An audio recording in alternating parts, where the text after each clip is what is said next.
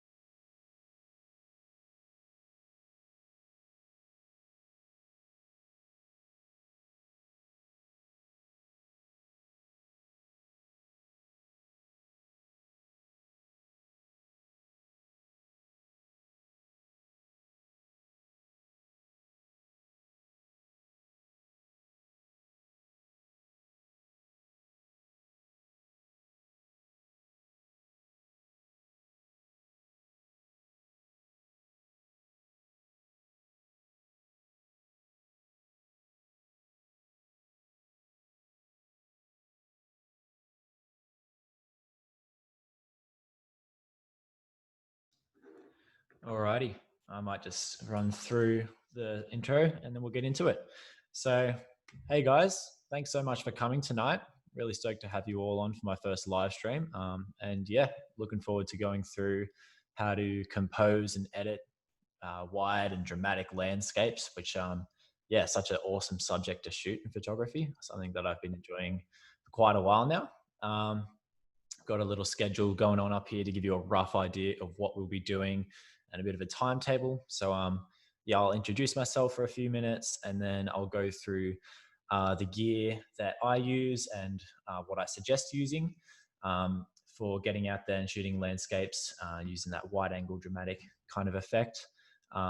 Yeah, how I suggest to kind of go about that, balancing weight, size, resolution, and everything. So we'll do that for a bit, and then we'll get into techniques and tools that you can use to compose your dramatic landscapes, how to give you more consistent results with your compositions, which are composition being, you know, the most important foundation for your photos.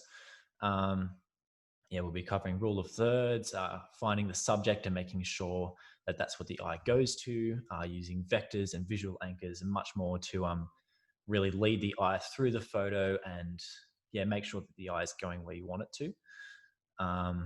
After going through all that, we'll have a quick question and answer for about 10 minutes. So if you have any questions that come up that you think of as we go, then yeah, make sure to remember that because you'll get a chance to ask later and I'll kind of answer as best as I can. We'll have a quick 10-minute break if you need to go get yourself a cup of tea or something, and then we'll get into some advanced post-processing for landscapes using Adobe Camera Raw and Photoshop. If you're a Lightroom user, Adobe Camera Raw is completely interchangeable with that. You're all good there. And yeah, we'll be covering some important topics such as color theory, focus stacking, exposure blending, and enhancing the light in a natural looking way. And yeah, much more than that as well. We'll have a Q&A after that. It's quite a technical kind of aspect of photography. And so, yeah, it can definitely, Photoshop can be quite a tricky thing to navigate. So if you have any questions for that as well, please write them down so you can remember them for later. And after that, we'll be finished up. Alrighty, we've got a few more people joining in now.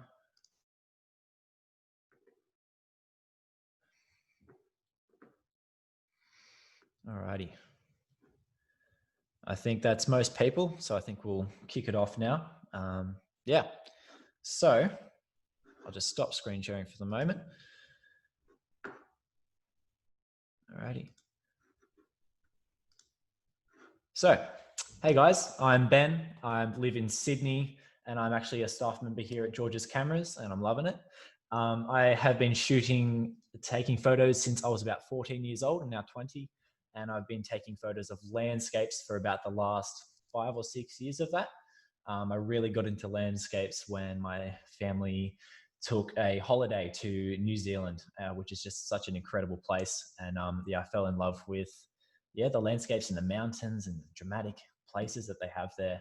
And yeah, ever since I've really just been chasing those kind of scenery, and yeah, I've just been loving it for the last 5 or so years, and I've just been trying to push myself as far as I can go with my compositions, my editing. I've been trying to learn from my favorite photographers, and I hope that I can pass off some of that experience and information to you guys tonight.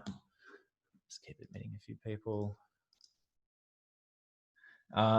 So yeah, some of my favorite locations, as you'll see some of these photos from these spots as we go through my examples for tonight. I love, first and foremost, Lion Rock in Tasmania is one of my favorite places I've ever been. It's an incredible location, incredibly rugged and remote, right off the very south coast of Tasmania.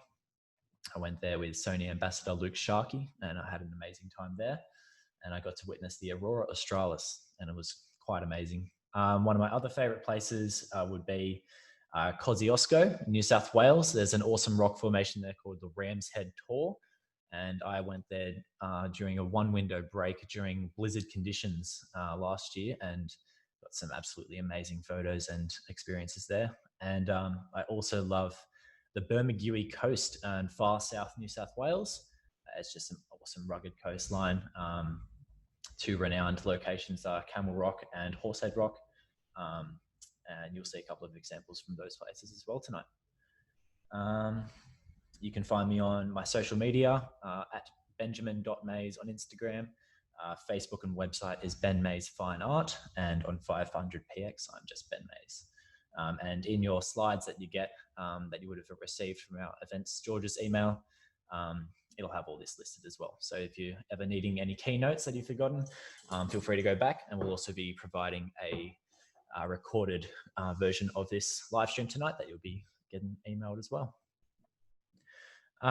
So first and foremost, I want to talk about gear before we get into the hows and whys. Gear is quite an important thing for landscape photography. You want to get the type of camera that you're using, and especially the type of lens that you're using correctly. For me, so what I personally use, as you can see in the slides that you were emailed, is I'm currently using a Nikon D810. You can see that here. That's my primary body. Most of my photos actually were shot on my Nikon D750. So these, I've got these two as kind of primary and a secondary body. I love these because they're rugged and they're tough. They've taken quite a few hits from waves and they've gotten through it. And I can always count on them to survive harsh weather conditions. The Nikon D810 so they're both 35mm full frame sensors, which mean, so they have a wider, larger sensor than, say, a crop sensor camera. And it means that those pixels are slightly more spread out. So you're going to get higher image quality because you're cramming pixels into you're cramming pixels into a less of a small space, which is how these full frame cameras work. The Nikon D810 I have as a higher resolution option. It's got 36 megapixels. It's now been superseded by the Nikon D850, which is probably the best DSLR ever made, in my opinion, which is a 46 megapixel beast. This is a 36 megapixel camera, still fantastic. I also love the Nikon cameras because they have fantastic dynamic range, which is how much, when you're shooting in RAW format, is how much information the camera captures in the light and shadows of the image, which means when you're editing, you have far more flexibility than something with less dynamic range, which is something that Canon cameras tend to struggle with a bit more. Sony and Nikon are fantastic for dynamic range. So 36 megapixels, which means you get high resolution, which is a really great thing to have for landscapes, especially when, in my photos, I prefer for all of my, from front to back, the whole photo is in focus. And so I want that really sharp, nice detail. Say if I've got nice rock textures, yeah, anything like that, it means it shows up really nicely in those high resolution files, and it also turns out really nicely in big prints. Yeah, and so the Nikon D750, I've decided to keep that because while it is lower in resolution, it's an older body now. It's about 6 years old, I think, but it still holds up very well. It's 24 megapixels, but I've decided to keep it because it has absolutely fantastic high ISO handling. So when you're shooting astrophotography, or say you want to get a slightly faster shutter speed in low light situations and you need to bump up your ISO, the D750 handles that really well. And so you'll see some of my astrophotography shots that I'll be bringing up in the slides tonight. Pardon me. They were shot with the D750, and it handles that quality really well. The D810 still does a good job of that, but just the higher resolution means it doesn't handle it quite as well. Most of the photos, if not all of those photos tonight, I'll be showing you were taken with an ultra wide angle lens. Now on a full sensor camera, a full frame sensor camera, this is equivalent to between 14 and 17 kind of millimeter range. My standard lens that I use is the Nikon 16 to 35. It's a fantastic lens, great all-rounder, and it's really convenient because it has the flat, so you can use standard screw-on filters. I also absolutely love and have rented a Nikon 14 to 24 millimeter lens, but that lens has the bulbous front element, which means you can't screw in standard filters. You need to use a large 150 millimeter slot-in system, which if you're happy to, make that sacrifice of money and convenience, is a fantastic option. And I'll probably end up going that route in the future. But at the moment, I'm very happy with my 16 to 35 f4. I highly recommend that lens. For a mid-range lens, it's always good to have a combination, so covering your full range. You won't be seeing as much of these other focal lenses during this presentation, but it's always good to have. Is for a mid-range lens, I have the Sigma 24 to 70 2.8. That 2.8 is really lovely for getting that soft background if you ever want to get slightly more intimate photos of the landscape. And it also fits the gap perfectly between that and my Tamron 70 to 200 2.8. I love this setup. It covers my full focal range, and yeah, it gives me ultra wide to a great zoom in for, say, more zoomed in scenes of grand landscapes as well, which are still a fantastic thing to shoot. And I've only been enjoying more and more as I've started shooting more. But for the most part, we will be focusing on these wide angle lens kind of photographs in this, this workshop. Now for other brands, you can see some notes that I've written in those slides. I suggest other high resolution cameras. So from Sony, either the A7R III or the A7R IV. The A7R IV is the more recent one.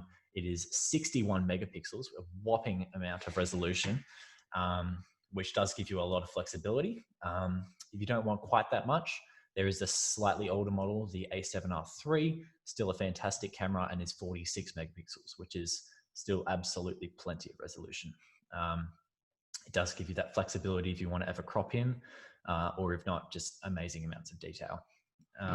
But when you are using these high resolution cameras, it is important to make sure that your photos are very stable, because any slightest amount of blur will really show up in those high res files, which is why a tripod is of utmost importance.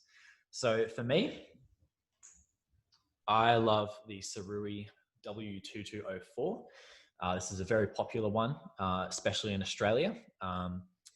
It is waterproof and dustproof.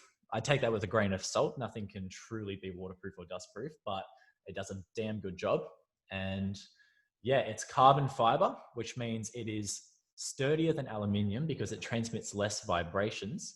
It doesn't corrode like aluminium does when you're shooting seascapes and in the waves, and it's also lighter. So I would highly recommend making this slightly, the slightly higher investment into a carbon fiber tripod over aluminium. It's going to last you longer. It's going to be easier to travel and hike with because it's lighter, and it's going to be sturdier. So the W2204 is the largest one in their waterproof series. It does a fantastic job. It gets up as tall as me, and I'm about 6'5". And yeah, it's a fantastic tripod. And I use the K30 ball head on top with that. It can hold a huge amount of weight and has never drooped on me. And yeah, I can really rely on that kit. If you're wanting a slightly smaller tripod, you can go the W1204. It's a bit cheaper, slightly smaller, but it's also still got that waterproof and dustproof feature. And there's also slightly smaller options from Surui there. I highly recommend them. Fantastic product. Now, if you want to go a slightly more premium product, there is the Gitzo Traveler and Mountaineer series. If you want something really sturdy and really small, compact and light, you can't go back past this tripod, which is the GT0545T.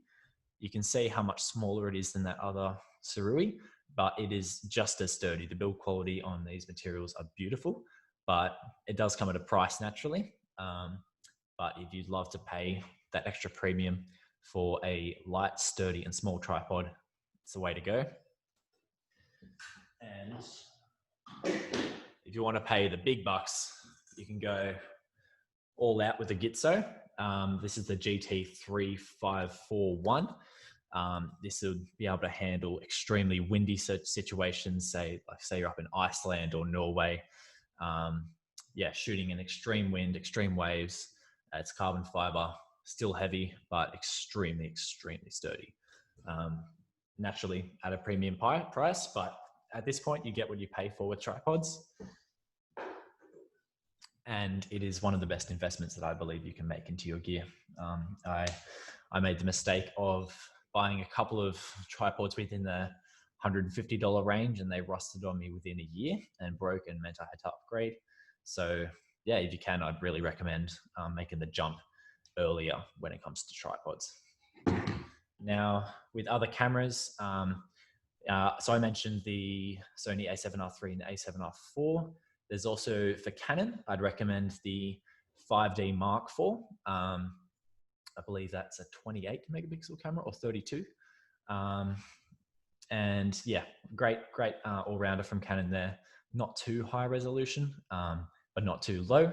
And it's got better dynamic range than its predecessors, which is something that Canon used to not be so great with, but they definitely are improving their sensors in that mark. And if you want ultra high resolution from Canon, you can go the 5DS, which is a slightly older model now, which is 50 megapixels, I believe.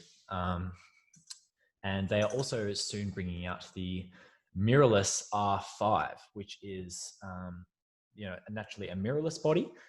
It's rumored to have extremely high resolution and some other pretty exciting factors. So I'd recommend looking into that body.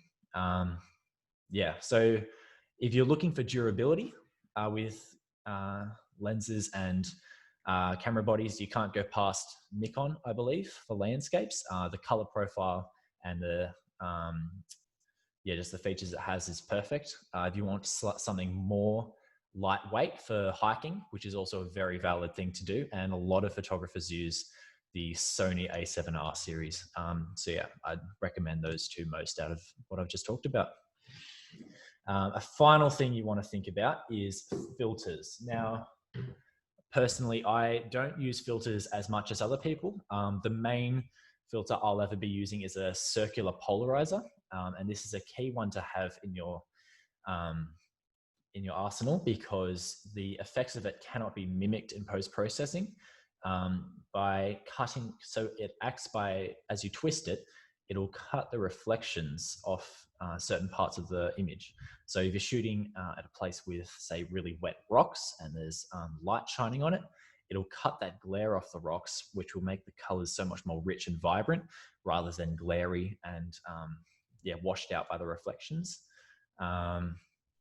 And I'd also recommend never shooting a rainforest scene without a polarizer. It's yeah, just the colors it brings out and how much it deepens the greens and golden colors is, yeah, just beautiful. So highly recommend getting a polarizer if you're going to get anything. It also darkens your exposure just slightly so that you can extend your shutter speed if you want to get a slightly more long exposure effect, but only slightly, not too much. The only other filter that I personally use is a 3-stop ND filter. This is if I'm shooting in really bright situations and still do want that blurred motion shutter speed. So I'll whack that on, and I have that from Nissi, and I have that in the square filter system. You slide that in, and yeah, does the job really well. If you're wanting to get the really blurred long exposure clouds and the really misty sort of water, something that I personally don't go for, but a lot of people do like, that's when you're wanting something like a 10-stop filter. And that's what will allow you to get those super long exposures during brighter kind of times of the day. But even if you are shooting, you know, kind of after sunset, like just after sunset, when it is darker, if you put on even a 3-stop filter and put your aperture up to about f16 to f20, you can still get that kind of effect. So yeah, you don't need to go crazy with filters, a couple of key ones and you'll be set. Now, all right, I'm gonna go back to sharing my slides. 1 second. And I'm gonna go through some tools and techniques that we can use to edit our landscapes. Alrighty. So the key thing about composing your dramatic landscapes is finding an interesting subject. The subject is the key to the whole image. It's the star of the show. Without the subject, there is no show. It gives direction to the whole photo. You know, when there's a subject, both you and the viewer know where, like the whole direction of the photo, where you want them to look. They know where they are meant to look, and it gives the photo substance and direction. So without that, it can just seem like a random assortment of things within a picture, but that you don't know what to look at. So yeah, it's key to know what your subject is, what you're focusing on, what the viewer is meant to focus on. That will allow you to structure the rest of the photo around that, and is the key to creating a compelling photo. Now, some common subjects for landscape photography. They can include mountains. It can be an interesting tree. It can be a rock stack, sea stack along the coast or on a mountainside. It could be a feature in the sky, which can include, you know, a rainbow, like the Milky Way, lightning, really, really cool cloud, or something like that. Could be a waterfall. You know, your possibilities are endless. But it just matters that it is clear what that subject is. I've got some photos examples of that. So here, the subject is clearly that mountain there in the center. This is Mount Rundle in Canada. It's located in Banff National Park. It's a very iconic mountain. It's appeared on album covers and is one of the most popular places to shoot in Canada, but for good reason.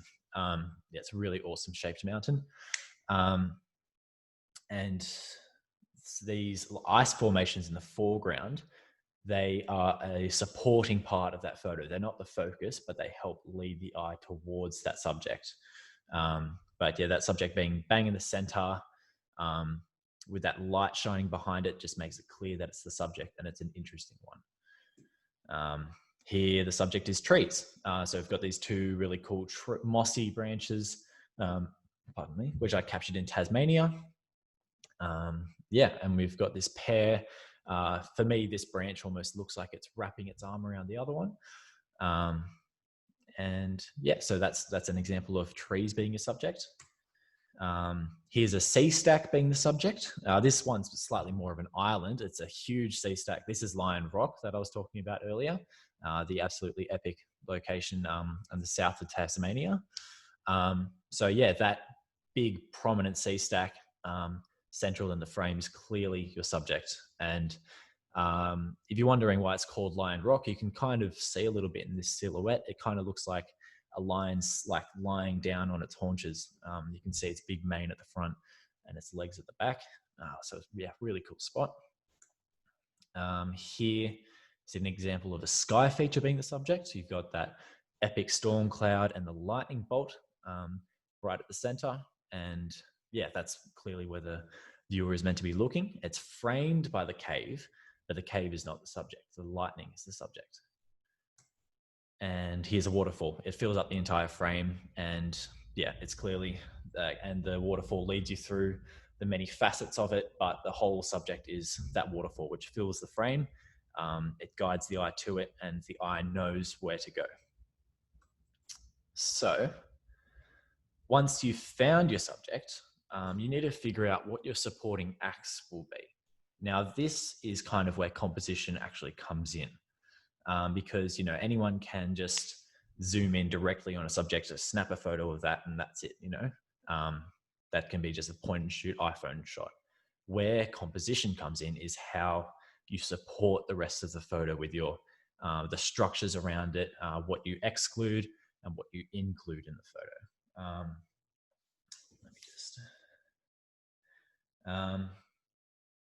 Yeah, so you can take in the rest of your surroundings, figure out what else is interesting about the scene. What else can you include that will make this photo interesting, that will show the viewer what else is about this area that is a key element, that will support the subject, not distract from it, but lead towards it and act as a really interesting sub feature.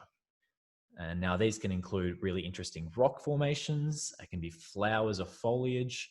It can be water flow rushing through some rocks. It could be tree branches. Again, the possibilities are endless.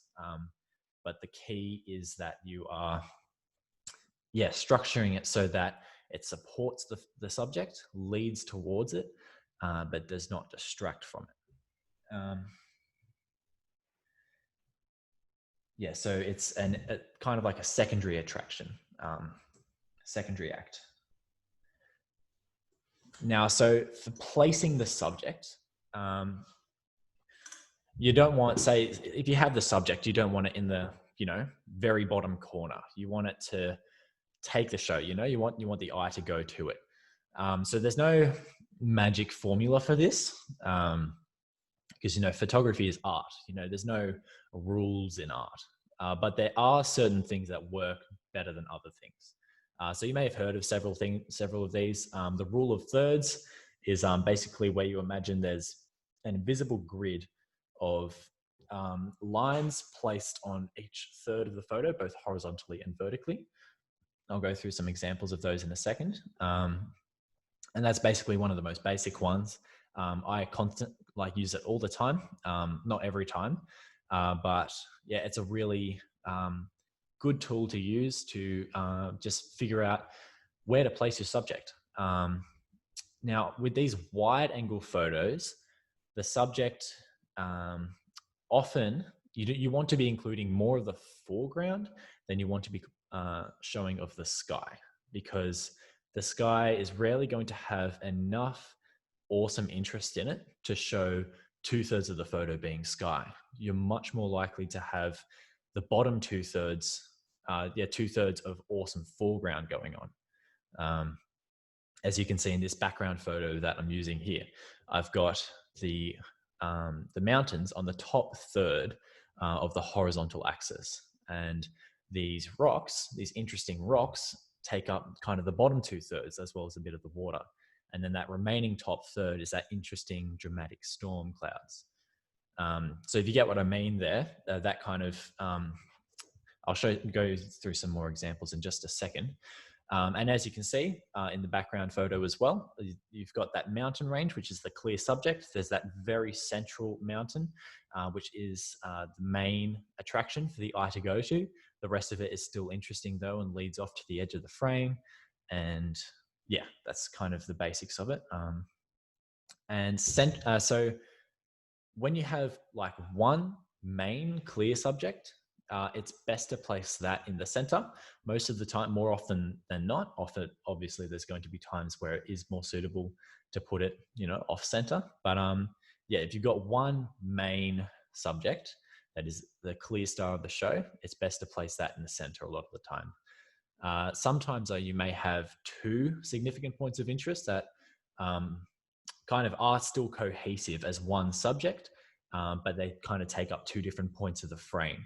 And now that would be where you fully use the rule of thirds and place everything on 1/3. So I'll go through some examples now. So here's an example that I captured in Kiama. This is at Cathedral Rocks. It's one of my favorite locations on the south coast around Kiama.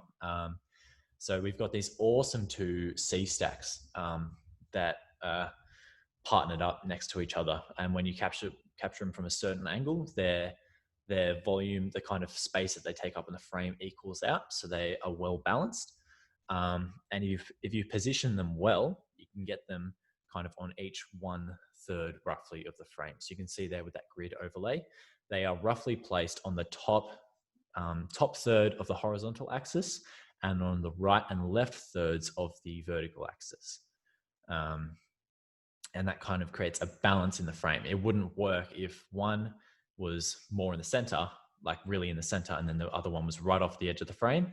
It'd feel lopsided. Even if the horizon was straight, the whole photo would feel lopsided. So it's important to have balance there.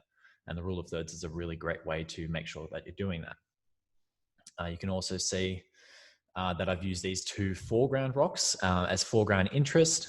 And I've also placed those on the bottom third of the horizontal axis and on the left and right thirds of the vertical axis. And then through the center are the rest of those rocks, and yeah, leads out to that awesome sunrise directly in the middle and the two rock stacks either side. This was one of the most epic sunrises I've seen. Yeah, I remember driving down to Wollongong driving down to Kiama, and about 45 minutes out at Wollongong, about 5 o'clock in the morning, there was red glow already happening. It was amazing. And I don't think I've ever sprinted to a location so fast, but it was an epic morning, and I'm glad I made it. That's half of what landscape photography is about, is chasing that light. Here's another example, another epic sunset that I got up in Katoomba. I'm sure you guys all recognize this spot. This is the Three Sisters captured from Echo Point. Very easy location to get to, but it's a beautiful view. So you have the Three Sisters there as the main subject, clearly, but I've positioned them on the left third of the frame because there's also Mount Solitary in the background, which is not obviously the main subject, but it's just as still takes up a significant point of interest in the frame. And so it would have felt lopsided to have that either further in the middle or further off to the right. So the rule of thirds worked really nicely there. And you can also see I've positioned the horizon right near that top third as well. However, in this case, I decided to include a little bit more of the sky because it was epic and there was so much color going on that it would have been a bit of a waste of the frame if I tilted it down more to match exactly the thirds rule and included more trees instead of more sky. So it's all about figuring out what's best for the situation, not adhering to it exactly, but using it as a guide, as a rough guide to position things in your frame in a strategic and aesthetic way. This was another epic sunset here. This one I thought was going to be completely grayed out. It was a stormy day, and I'd driven up to my grandparents' house who live up there, and I thought I'd give it a shot because I was out there, and it turned into one of the most epic sunsets I've ever seen. About 20 minutes before this, there was a double rainbow behind the Three Sisters. It was quite amazing. So again, chasing conditions is what it's all about as well. Now, here's a few examples of a combination of using the rule of thirds and placing the subject in the center. So here you can see, so this is Lion Rock as well, but it's from a direct front on perspective, which gives it a really unique, tall, thin sort of shape. Now, so because the Lion Rock is such a prominent feature, it's a singular feature, it doesn't have another kind of C-stack of equivalent weight in the image. I decided to place that directly in the middle because, yeah, it just makes the most sense for visually. But as you can see, I've placed the horizon right near the top third, and those two left and right rocks basically on the left and right thirds. So here using a combination of central placement and the rule of thirds to create a balanced photo. And you've also got that central rock there, kind of mirroring the top of Lion Rock, and it's kind of almost symmetrical in composition with those rocks. And, you know, of course, you're never going to be able to get nature to do exactly what you want it to do. You know, technically, I would have preferred that right rock to have slightly more separation from Lion Rock. But, you know, you can't bend nature to your will. And I didn't want to do crazy amounts of transformations in Photoshop just to give a slightly technically more balanced photo. You take what you get and you appreciate nature along the way. And I was pretty happy with how that turned out. Here's another one as well. This is a photo I captured on Kosciuszko in that I mentioned before when I went up there during about a 24 to 48 hour break between blizzard conditions. You may remember last year, at the end of May, we had an insane cold front rip through. And yeah, during a quick break in those conditions, me and a few mates camped up here overnight. It's absolutely freezing. We snowshoed into this area. But the intense winds really created these awesome shapes in the snow that you can see trailing behind these rocks and in the hard ice formations on those rocks as well. And just after sunset, when the sun had gone down, it was about blue hour. There was still this cool glow on the horizon, and this mist started rolling through and just created this otherworldly atmosphere. It was amazing. And so you can see that I've placed, so that subject is that big mountain in the background, that kind of pile of rocks looking thing. It's this awesome kind of cool wavy shape at the top. And I'd say that central mountain is the subject, and I've placed that in the center. And you can also see that I've placed the horizon on that top third, because to include any more of the sky, it's like a plain sky. You're not going to get much more interest out of it. And so it'd be a bit of a waste of the frame to have tilted it up more to include more of that sky. So I decided to keep it at that third. And then that foreground feature, the supporting act of that awesome rock with the lines leading in from the corner, I've placed in the bottom third. And so that has created a good amount of even space between the different points in the frame. It's created, yeah, just a balanced frame that works really nicely with the foreground that shows the other interesting elements of the scene.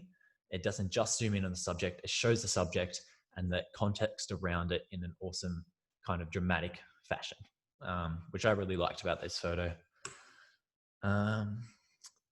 Yeah, so now that we've gone through the rule of thirds, I'm going to quickly talk about vectors. So vectors are lines that direct the eye to the subject. And landscape photography, these are commonly known as leading lines. Now, they can be really straight, simple, and effective. They can be more curved. They can be an S-curve, which I'll show you examples and talk you through as well. And they can be extremely subtle, and they can be very obvious. Nothing is wrong with either. They're both great and can be applied well in different situations. A key point is to avoid overlap with your vectors and your subject. You don't want these lines leading you towards the subject, but actually covering over it. You want it to, yeah, point towards it, but don't distract. Direct, but don't distract is the kind of motto that I've got with that. So I'll go through some examples of vectors. So here's some straight and simple ones. I showed this one before. So as you can see, Lion Rock is a clear subject here. but there was also these awesome mossy rocks with these little rock channels between them. And so I've used the ultra wide 14mm angle. So I rented a Nikon 14mm from George's Cameras for this trip. And I utilized that ultra wide angle, got nice low and close to that water to exaggerate the perspective of it rushing towards me.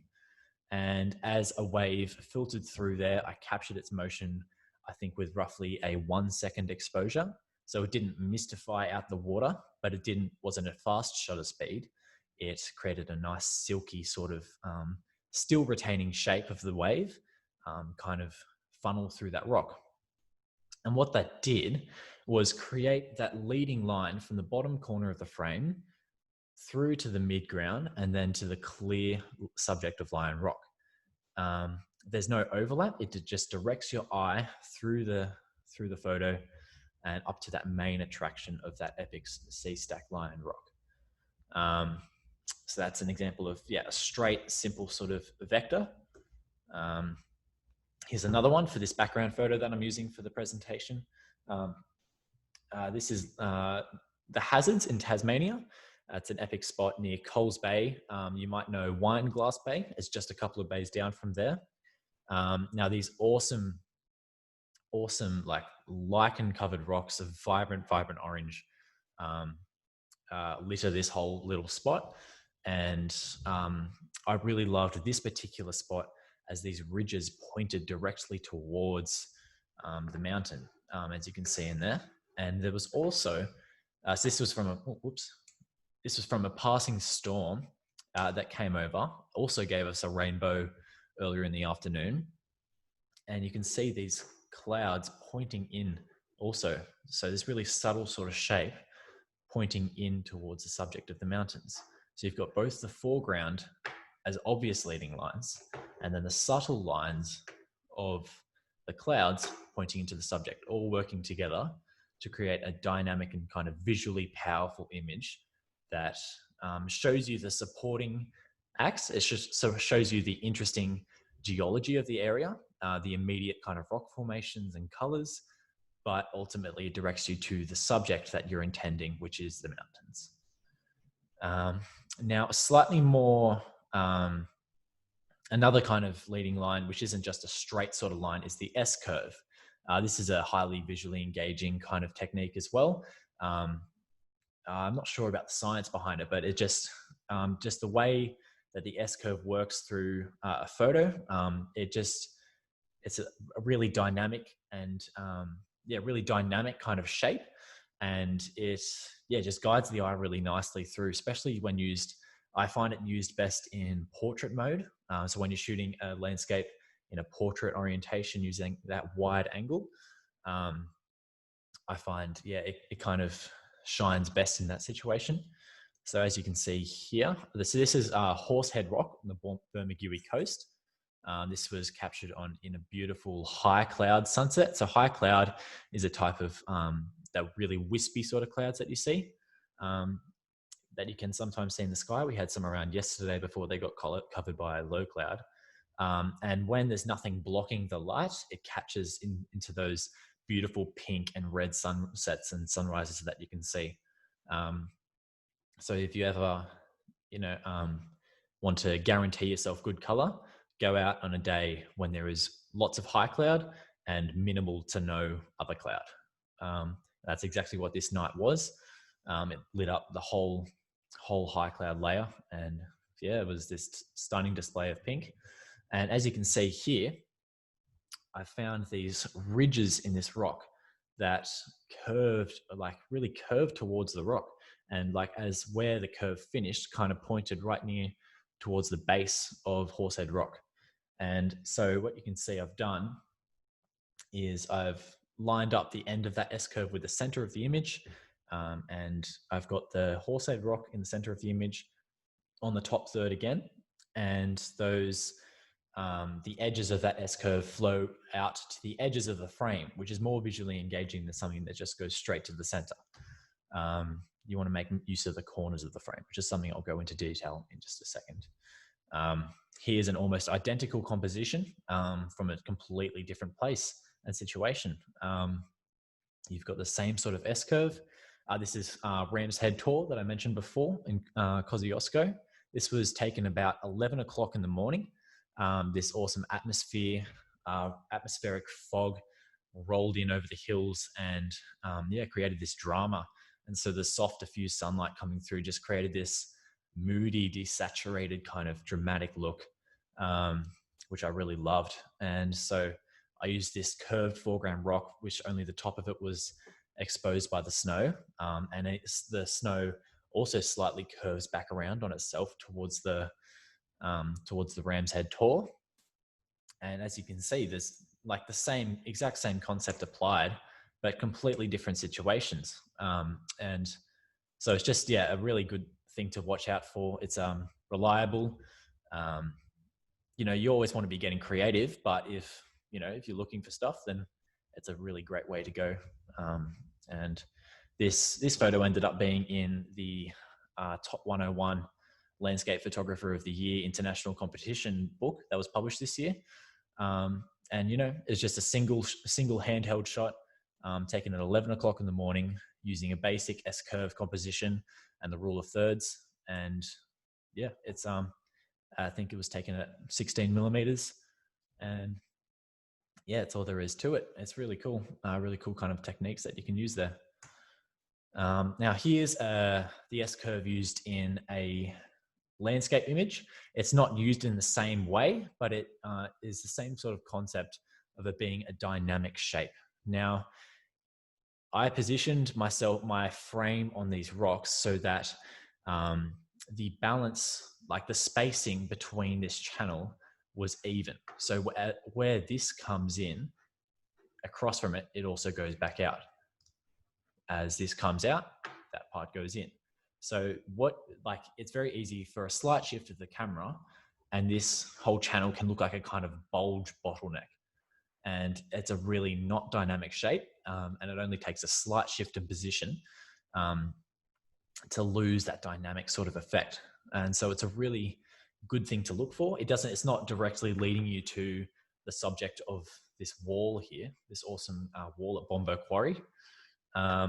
But it is using that concept of it being a dynamic and exciting and well-flowing shape to create a well-balanced and flowing kind of image for the eye to lead through.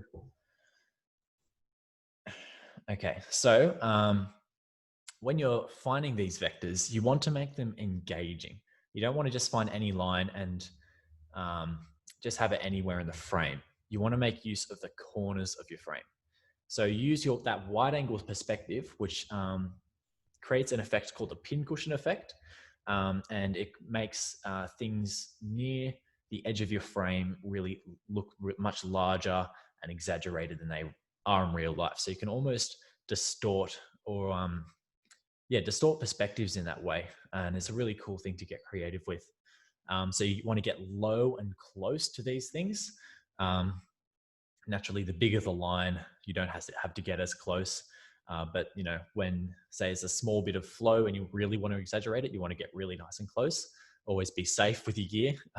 Don't get it like right next to the water. But you want to get low and close. Make the use of that wide angle perspective to create that dynamic and visually powerful image.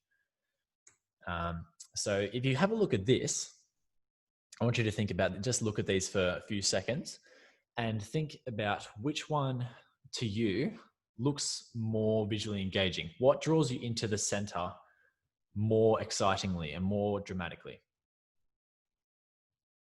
And the correct answer would be the second one. Yeah. So it's almost a waste of space with this whole area just doesn't get utilized. Whereas this one, the arrows, it's like it's rushing past you. It's like those like advertisements that use that kind of yellow explosion kind of thing. It's like that. It's exciting and it looks like something is rushing past either side of you. So with something that's just flat in the middle, it's just there's not much room for excitement. Whereas when something's rushing past either side, it's that same sort of concept, and it creates. So when you're making those vectors and those lines coming from the corners towards the center. It means the rest of your corners don't get wasted. And it means that it's, a more visually powerful kind of composition. It's the same kind of concept as this road sort of photo. It'd be pretty boring. Like these vectors of the edge of the road leading into the mountains wouldn't be anywhere near as engaging if this was taken with a drone 100 meters up, because it'd just be this little line still leading through the middle of the photo, but it wouldn't seem like it's rushing past you. Wouldn't seem like you're right there with it. So yeah, it's that effect of something leading directly away from you that really engages the viewer into that composition. Now, so this is another concept rather than vectors called visual anchors. This can be slightly trickier to execute well because you're not using literal lines to lead the eye through the photo. You're kind of bouncing the eye rather than leading it through strategically placed objects that balance out the frame. So here's an example from Kosciuszko as well. You don't have a literal line kind of so much leading the eye directly towards the Milky Way. Instead, you have these three large boulders that bounce the eye from the bottom of the frame towards the subject, which is the Milky Way. Another one here is the one that I went through before. You've got, you don't have the foreground really so much leading the eye to, you do have more subtle ones, this tree line, the clouds and the valley, but more obviously is that you just have these two visual anchors of the Three Sisters and Mount Solitary being the clear places where your eye is meant to go. And here's another one as well, slightly more complicated. This is Cathedral Rocks again, from a very low kind of close angle of a rock. So you have this foreground rock kind of bouncing the eye up towards the rocks. You don't have a rock structure leading directly into the sea stacks like the Horsehead Rock one did. You don't have a line of water flow that leads in towards it. Instead, you're bouncing the eye between these rocks up towards the sea stacks. And now there are more subtle vectors in these ones, which I've used with these arrows pointing in from the side. These balance out the photo because you've got them on both sides and they're kind of pointing in towards it. But really the main compositional tool used here are these visual anchors where the eye can know where it's the main places that it's meant to rest on and knows the ultimate destination because the subject is the largest and brightest area of the photo. A final technique that you can use is natural framing. So this is framing your subject with a natural element. And you can do this partially or completely. So you can have your subject completely surrounded by a frame, or you can have kind of, half or 2/3 of the frame, like of the subject being framed by something else. To show you what I mean, this is the mutant photo that I took early last year that I showed before. So here, the subject is that, that storm, that cloud and that lightning, and it is entirely framed by that cave. This is at Wentworth, in Wentworth Falls in the Blue Mountains. Fun fact, I was almost killed by a bolt of lightning as I tried to leave this situation. It was pretty terrifying, but it was, well worth it for the photo. And so I recommend being careful around lightning. So this is an example of complete framing. But you can also partially frame. You don't have to do it entirely, such as this photo here. So this is also Lion Rock. And here I couldn't find, I really struggled with the amount of rocks in the foreground. It was very messy and I couldn't find a good formation that acted as clear leading lines or visual anchors. But what I did find was when I stood from a certain perspective and after slipping and sliding around on these slippery rocks for about 10 minutes, I found that there was this kind of curve around the bottom of the frame that you could create if I stood in that angle and shot with my wide angle lens. And so that way I framed the bottom half of the photo. Those messy rocks created one cohesive dark kind of part that framed the bottom of the photo. And then the rest of the photo, you can see Lion Rock again. It's a clear, interesting subject that the eye is meant to go to. And you've got this wave and these clouds acting as vectors in towards the subject again. Now the clouds I just got lucky with. You can't control that. I just got really fortunate with the conditions here, but it's still a good example of how you can use nature. You can deliberately try and catch that wave in a way that it's pointing towards the rock. You can see in most of these water shots, I'm using about half a second to 1 second kind of exposure to get texture in it, but not freeze the motion. It's my kind of sweet spot that I like. So yeah, you can try and use that sort of shutter speed to get nice textures in the wave and potentially use it as a vector by you strategically clicking the button at a specific time, the shutter at a specific time. And most importantly, though, get creative with it. Landscape photography is about creative. It's an art form. Don't use these as a strict thing to adhere to. It's a guide. It's something to help you. But yeah, ultimately, if it moves you, if it works for you, and if you think it's a powerful photo that does justice to a scene, then go for it. Do what you want. I hope that was helpful. Now, here's a couple of examples of combining these techniques. So these are more complicated compositions. So this is one that I took in Bermagui. This is right near Camel Rock, actually, but not actually facing Camel Rock.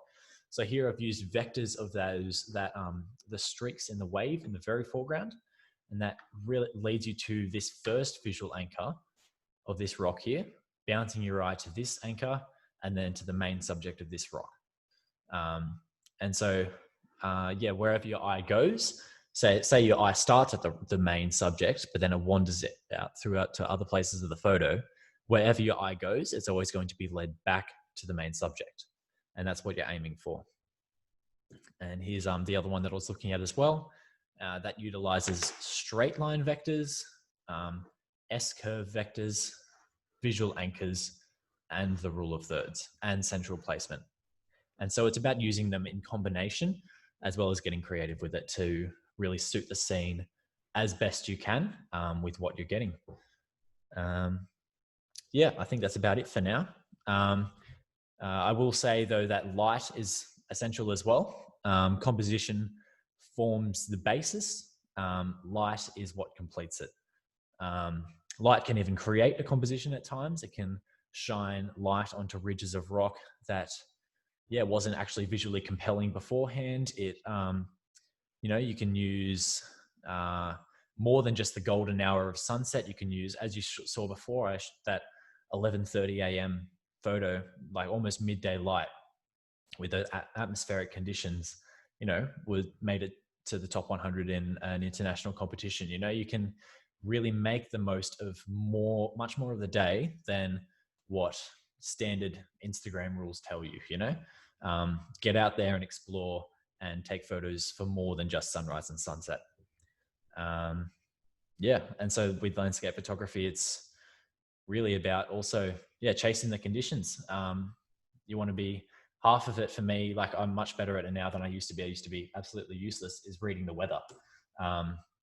You learn what clouds work well. You learn what kind of light works with certain different types of color harmonies. It's really just about getting out there. You can only learn through experience when it comes to conditions. You learn what you can and can't do with the light. And just the more experience you get with that, the more flexibility you get as you experience all that. Alrighty. We'll go a quick Q&A. I've run a tiny bit over time, but that's okay. We'll just have a slightly shorter break. If you have a question, feel free to unmute yourself or shoot it through via message right now. I'll try to answer as best as I can. And if not, then we'll have a 5-minute break, go grab yourself a cup of tea or something like that, and we'll be back to it. Anyone got a question?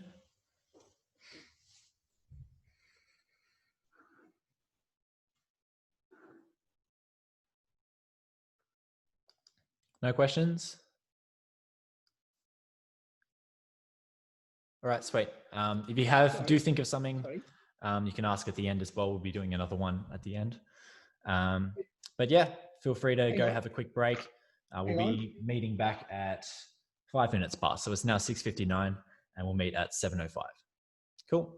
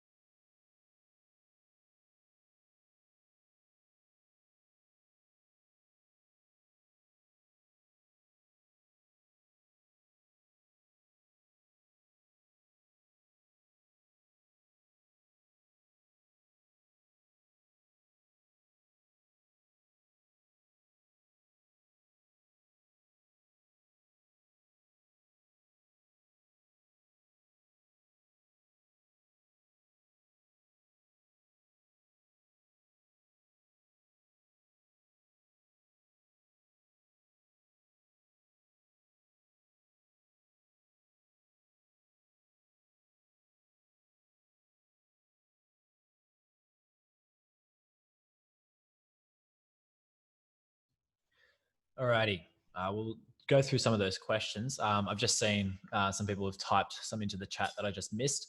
So we'll go through some of those now. Alrighty, so I'll talk about my favorite photographers at the end because I'll cover that in processing. We've got one for the best lenses. I presume you're seeking a lens that achieves a 2.8 through the whole zoom range. Yes. So with the ones that I mentioned before, so say the Nikon 14mm 2.8, the 24-70 2.8, and my 70 to 200 is also 2.8. They are have the ability to do the 2.8 aperture through the whole focal range, and most of the time with these kind of full frame higher end lenses, they are able to do that. That's generally the case. Yeah. Is the Arsenal camera assistant value for money accessory? I don't have experience with it. I would caution against it. I would more go for learning your camera yourself, knowing what exactly how the manual settings work, and using that. It may be a longer learning process, but when you do learn that process, it'll mean you have greater control over your final result. In the background photo to your PowerPoint slides, you appear to have two areas to focus on in the image, the near rock formation and the far view of the mountain range. What is your thinking for this photo? I would say, yeah, so the foreground rocks, because they are quite prominent, it is easy for the eye to focus on that. But because they point in towards the middle, they lead in towards the mountain range. And I'm happy for the eye actually to spend a bit more time on those rocks than I normally would in a foreground, because they're so colorful and so interesting and have such cool formations that, oftentimes the foreground can be just as interesting as the background. And those supporting subjects, can kind of have a close to competing interest with the subject. But, as long as it doesn't feel like it's a battle for, as long as it feels cohesive, as long as it feels right, then I'd say it's okay for the eye to still spend a bit more time than usual in the foreground. Is your thinking to choose portrait versus landscape based on the rule of thirds or the focus of your story? Doing landscape versus portrait is really a case by case scenario. It's just whatever works best. Say with this photo in the background, like it's a very wide and long mountain range. A portrait photo of it wouldn't really work because it'd just be showing like a very small amount of it. But if it's a thin, tall kind of subject, then I want a portrait photo of it because it's going to show that subject better. So it's all about, it's you approach it the way whatever suits the composition best. How do I keep my lens free of mist for the eventide photo? There was actually no mist actually near me at the time. And it was only coming over the ridge line. So that was all good. When I do have mist on my lens though, I just have microfiber cloths that pardon me, sorry. I have microfiber cloths that I can wipe the front element of my lens with. And I have like 5 to make sure that I never have one that I never run out of dry ones. So I'll go through one. If it gets too wet, then I'll bring out another one and start cleaning. So yeah, it's really important to have good microfiber cloths. You can get them from Nissi. We also have new George's branded ones if you want to come in and grab them, which are really good. Is there any apps you use for figuring out what time of day to take the photo or where the sun is? Yes, Photo Pills. You can get it on the App Store. You do have to pay for it, but it's a very, very powerful app. I don't even know how to use the full functionality of it just yet. It has an amazing planning function where you can use even the degrees of where the sun will be from your elevations a certain distance away. You can see the exact position of the sun at a location at different times of the year and different times of the day. Very powerful app. I highly recommend Photo Pills, and paying, I think it's like $10 or something like that. Photo Pills is the way to go for that. How much planning goes into your composition, or do you just see it as you shoot? A bit of both. Sometimes I know exactly of a composition. And I'll return to it if the first time I shoot it, I don't get the conditions that I want. But I think that if I think that it's worth returning to and trying to nail a shot at, then yeah, I'll have a preconceived composition in mind and I'll return to it and have another go. Actually, I'll just stop screen sharing so you guys can see me talking. Yeah, so I think, yeah, sometimes when I'll be shooting like this one at the Hazards, the background one, it was a very spur of the moment one. I saw these ridge lines and the clouds had just had this gap over the mountains, and I quickly found these rocks and set up and shot that. I shot a few different other compositions that afternoon. But yeah, other times with a location that I can revisit, or I have a few days at, I'll find a composition and keep shooting it until I'm happy with the conditions I capture it in.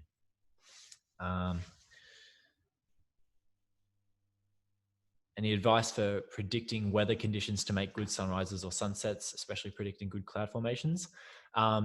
Yeah, so high cloud is a really safe one to do. High cloud, if you're shooting with good high cloud cover and minimal other cloud cover, you're most likely going to get those what are kind of called burners, where they burn like a orange, red, and pink sort of color. So that's a safe way to go. You can use cloud-free night. On the internet, cloudfreenight.com. It's a really good app. And there's also Willy Weather. Sorry, not Willy Weather, Windy. The Windy app is good for cloud cover as well.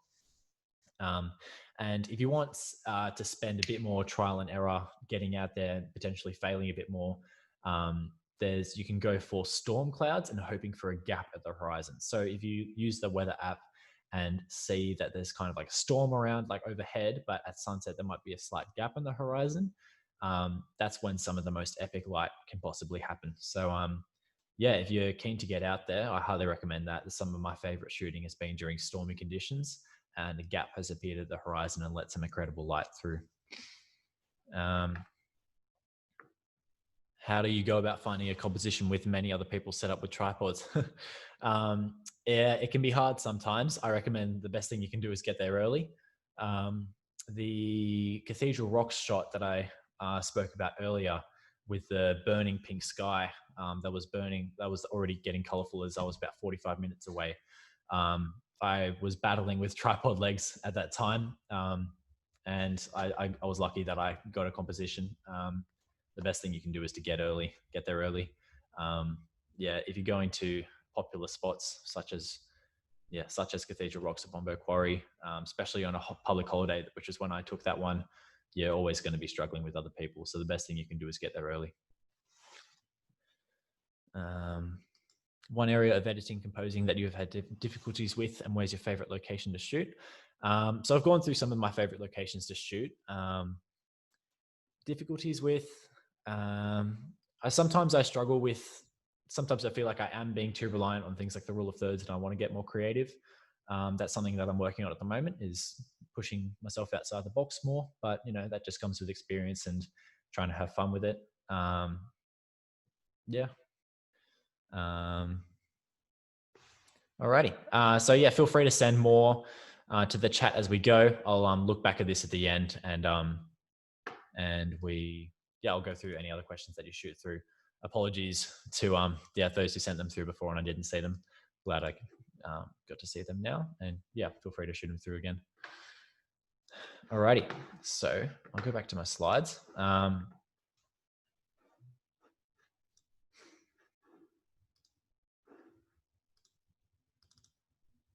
So now I'm going to do some post-processing. That's a tongue twister, isn't it? Post-processing. So editing of my photos. This is just as much of a process in creating digital photos as shooting in the field is at times. For me, editing my photos is, part of the art form, just as developing an image in the darkroom was back in the film days.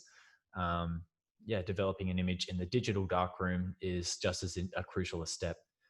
Even people like Ansel Adams, he heavily manipulated his images in the digital darkroom. He'd selectively expose light to parts of the film and not to others to add contrast, and do crazy things like that. And so I reckon if Ansel Adams was alive today, he'd be a Photoshop whiz.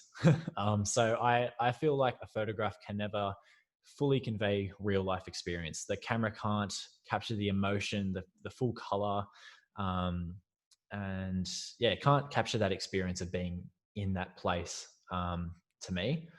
And yeah, so for me, I do some editing to try and re-elevate the photo back up to that level that I felt, which where it conveys those emotions, that energy, the drama, the atmosphere that I felt was present at the time. And you always want to be balancing reality and enhancement. You don't ever want to take it too far so that it just looks stupid. You want to still, have it look like it's a real place, it's a real photo, it's real light. But I'm happy to enhance beyond what the raw files decide to, how they come up, which that's an important point I didn't really touch on before. Always be shooting in raw when you're shooting landscapes. So it's, as opposed to JPEG mode, it conveys a lot more information in your files, which gives you a lot more flexibility when it comes to editing. It means you can make the most of your camera specifications, and always be shooting in raw. It's key. But yeah, so photography is art, editing is art. It's up to you. It's entirely up to you how far you want to take a photo in editing, as long as you're honest about it. If you're photoshopping in a rainbow where there was no rainbow, if you're creating crazy light that wasn't existent, as long as you're telling people that, hey, this was created or something like that, and that's all good. Do what you want. Yeah, and so I'll show you guys kind of how I do it. I'm going to do a start to finish process of one of my photos, which I showed before. So I'm going to go through color theory. Color theory is a key for kind of creating fine art looking really refined landscape photos. It's the theory of utilizing color harmonies within your image that work really nicely together. I am not as knowledgeable as others on the subject. There's one of my favorite photographers, Ted Gore, TED space GORE, is a masterful photographer from the USA. He has a great article on color theory on his website if you want to look it up. And he goes through all the different types of color harmonies with the science behind it, and different examples as well. So if you want to look that up, I highly recommend it. I'll show you the color harmony that I'll be using for the photo that I'm about to process. Another thing you want to be looking at is a technique is keeping the photo on the dark end of the spectrum, but keeping it detailed. You don't want to be losing detail in the shadows. You don't want to be blocking out the blacks. You want to retain that shadow detail, but still have the photo on the left end of the histogram. I hope you know, if you don't know what the histogram is, it's that kind of box with like kind of a weird spike in it that shows where your exposure is. And if it's pushed to either end, it means you either have lost detail in the blacks or the whites. And so if you keep it on the left end, but don't have it pushing up against that wall, then that means you've created a dark, but retained the detail in the image. So yeah, being careful with contrast. You want to make adjustments that are selective to parts of the photo.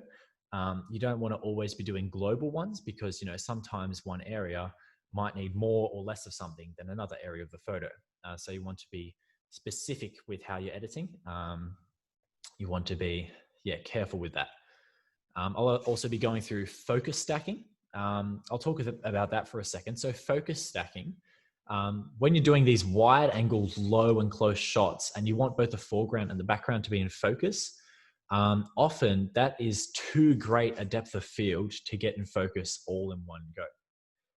And so what you can do is this technique called focus stacking, where you use your tripod and you keep the photo in the same place, and you take a sequence of photos where you adjust the focus through the scene. So you take one focused on the immediate foreground, one taken in the midground, and one taken focused on the background. And so you might need more or less depending on the scene. Sometimes you might need 5 to 6. Sometimes you only might need 2. Just depends on how great the depth of field is in that scene, and how carefully you need to be blending that focus stack. So I'll be doing a simple one in this one, but it'll show you the concept. And there's also exposure blending. This is something that is quite really, really great thing to do. So when you're shooting these kind of dramatic kind of bursts of light, very often it is too much information in the highlights and shadows for the camera to actually retain in one file. While our eye can visually see it, our eye can see the details in the highlights and shadows, it's too much for our cameras to show.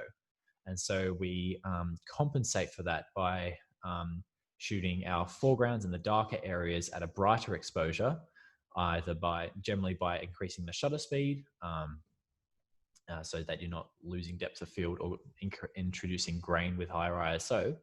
And then taking a darker exposure that it correctly exposes the brighter images, the brighter parts of the image, generally the sky, and then you blend those together in Photoshop.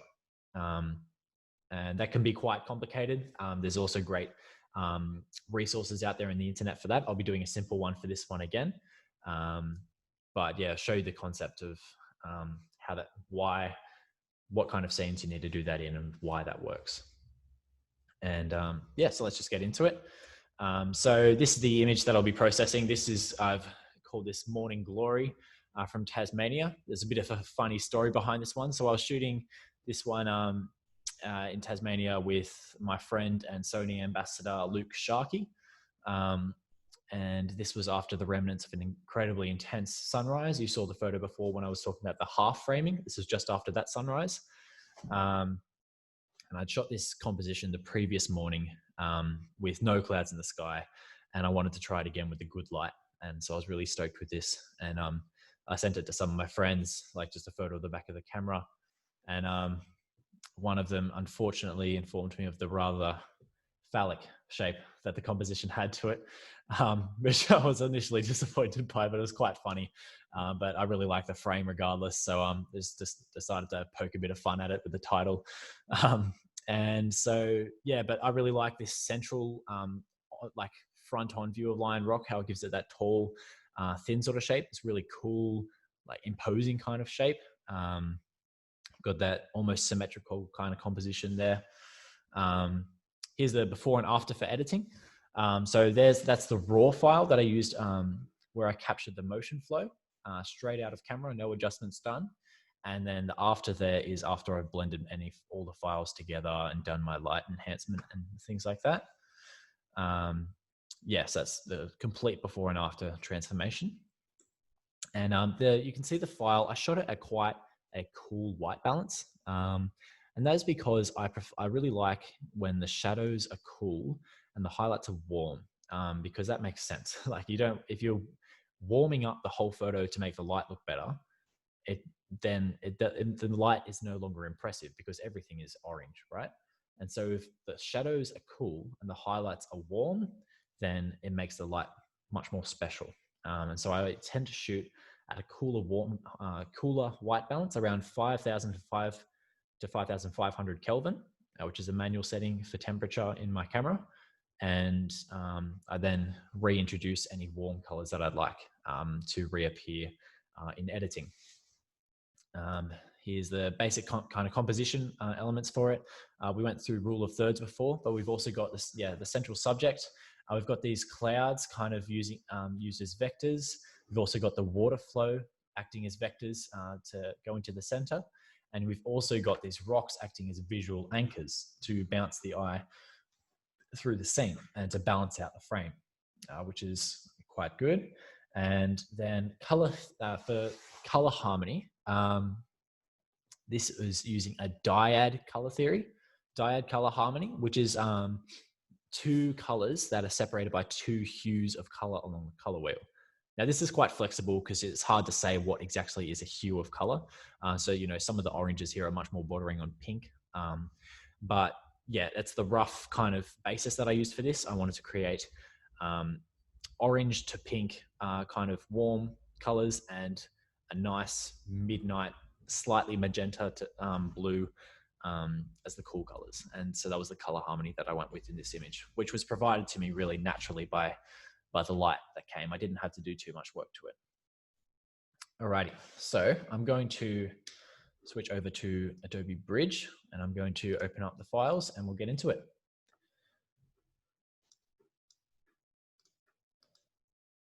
So you can see I've got my files here. I've pre-selected these. So that one already has adjustments applied to it, just so I didn't miss anything. So you can see here, I use this one for the water flow, this frame for the water flow. However, I couldn't use it for the entire image because it didn't have the entire image in focus due to the aperture that I had to use.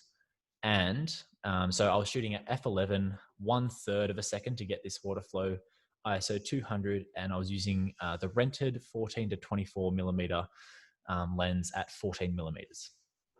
Now, so I think if I zoom in here, you can see that these, if I brighten it up just so you can see that a little easier, this immediate foreground is out of focus. That's blurry. But in the center here, that's in focus. Slightly blurry from the water rushing past my tripod. And if I fit back in view. Hey Matt, I don't think the slide shows showing the image that you're looking at.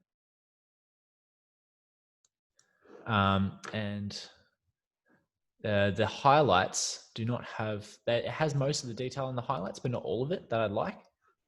And so I've used this exposure. So if I reset camera raw defaults there,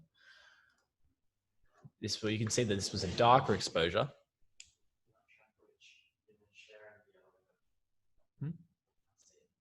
Oh, can you guys can't see bridge, can you? Oh no, okay. Alrighty. Let me just sort this out for 1 second.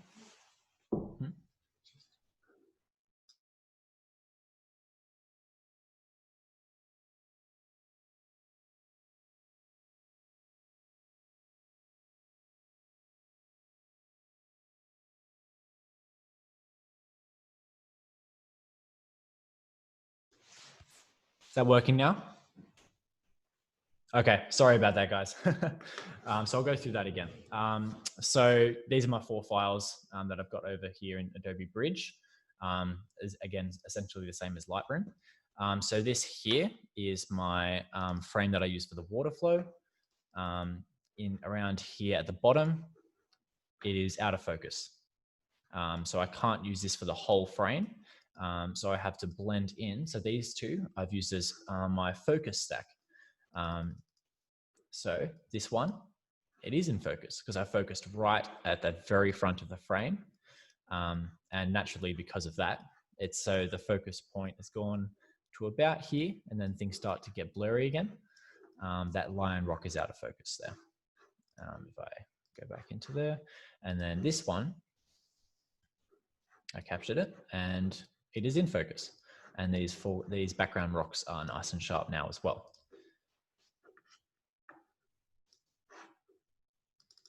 And then this is my sky exposure here. So this has captured the detail much more nicely in the sky, and obviously not the shadows so much, but it has captured, captures that detail in the sky much nicer. So when I blend that together, it'll have a much more clean result. So one of my favorite ways, I recommend not touching these saturation sliders. I recommend using the blue, so these primary saturation sliders over here. Now what these do is not target a specific color, is that they target that color in every color present in the image. So when I saturate the blue slider, it also gives a boost to these oranges and pinks over here because there is a slight amount of blue in those. And so if I warm it up a bit, it's got that blue, but it's also given a nice pop to the pinks and the oranges. So if I go back to 0, you can see the boost that does there. I'm going to fix up the shadow. So I'll bring the highlights down so it's easier to blend in that sky exposure. I'll bring up the shadows and I'll bring up the blacks as well. Bring that up to about there.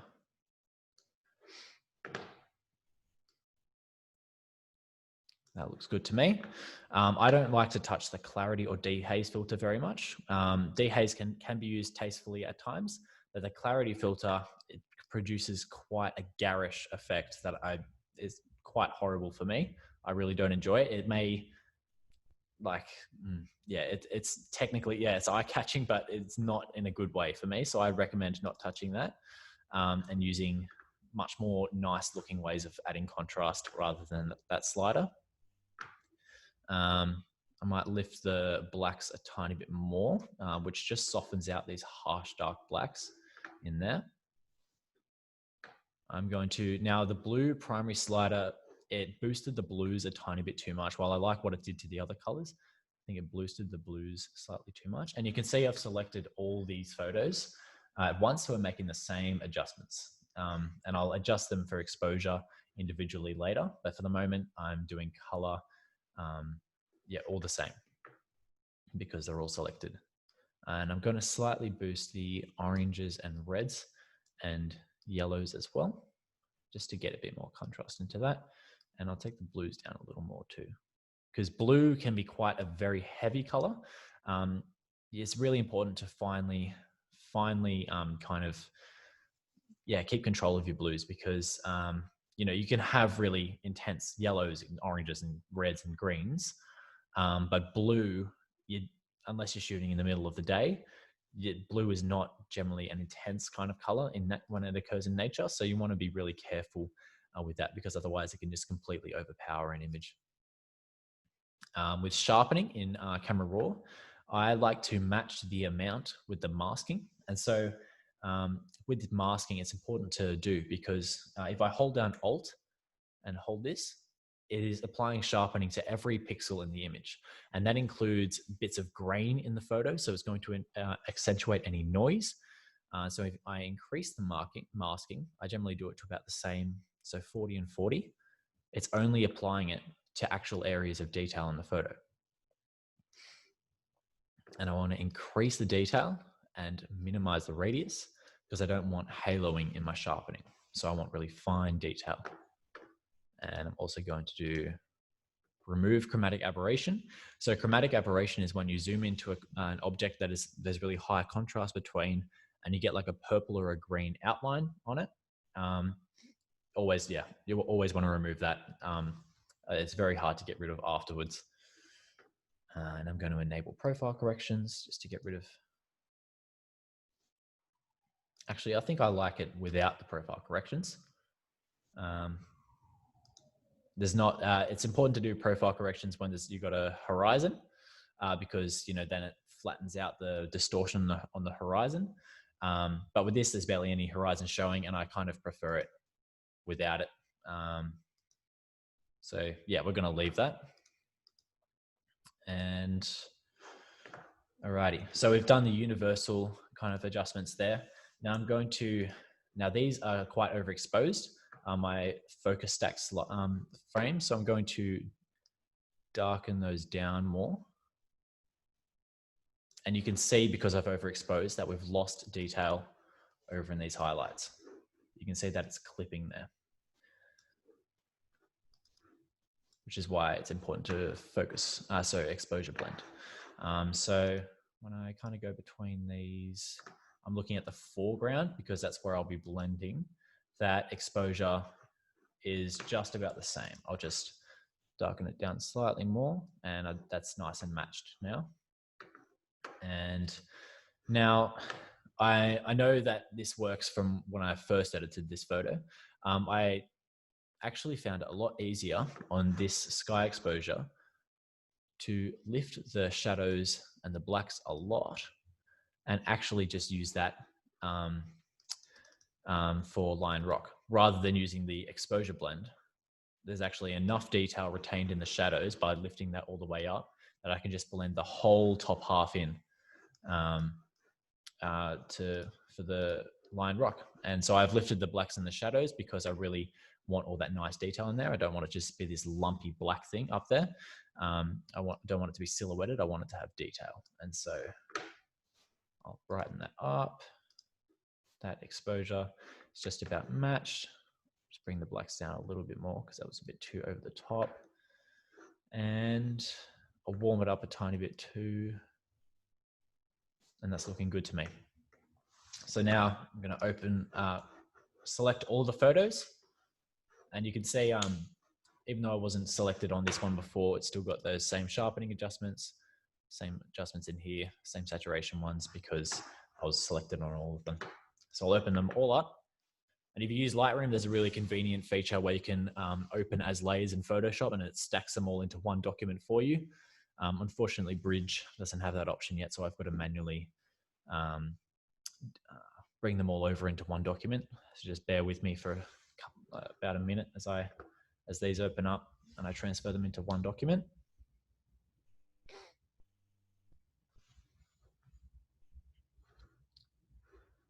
Okay.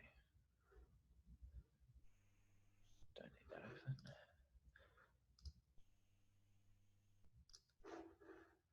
So I'm going to duplicate this into the water flow one. So you can see that there's appeared as a second layer in that file. Doing the same thing there.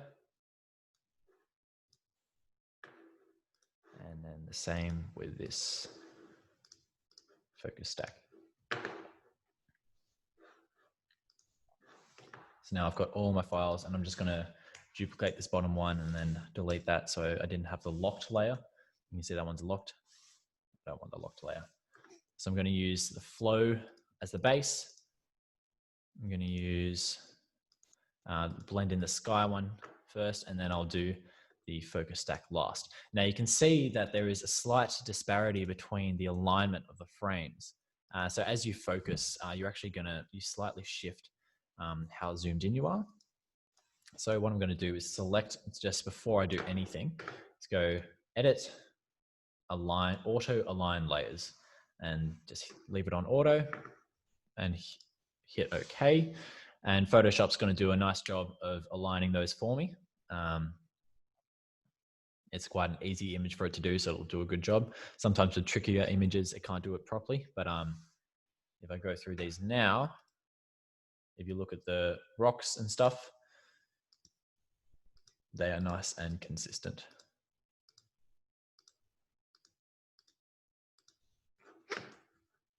So now I'm going to blend in this sky exposure.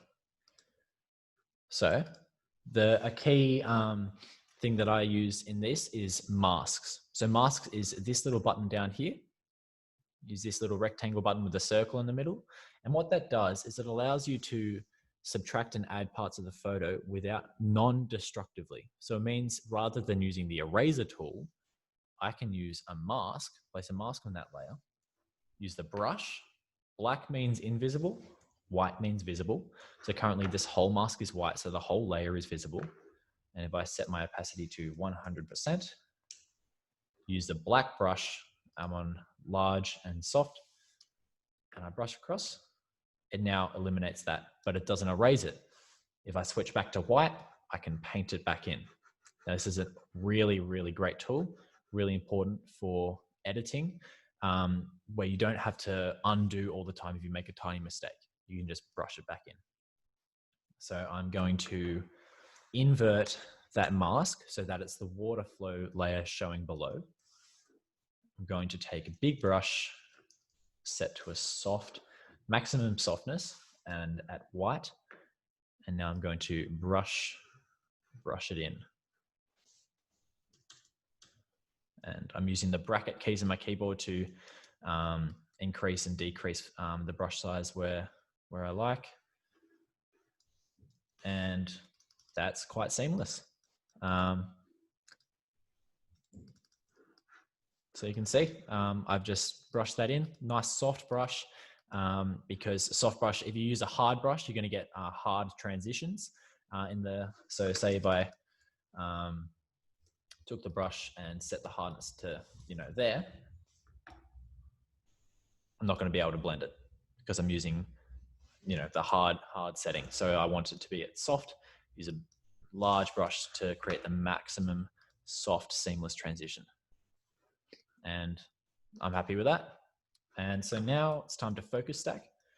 Now I don't need to focus stack into the rock because it's already in focus for that sky exposure that I did. So I just need to do the rocks. So I'm going to open up this one, and I'm going to put a black layer mask on it because I only want to be brushing in the focus points. I don't want to be brushing out everything else. That's a bit too, bit more labor in that. And with focus stacking, it's the opposite, because you don't want soft transitions between focus points, because then you're going to get, you know, blurred parts of the photo. You want hard. I'm going to go to 90% and then start brushing in at 100% the parts that are in focus.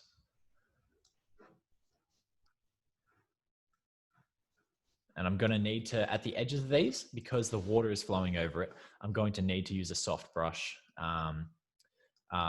where that transition kind of happens, because, you know, the water rushing over the rock is a soft kind of transition.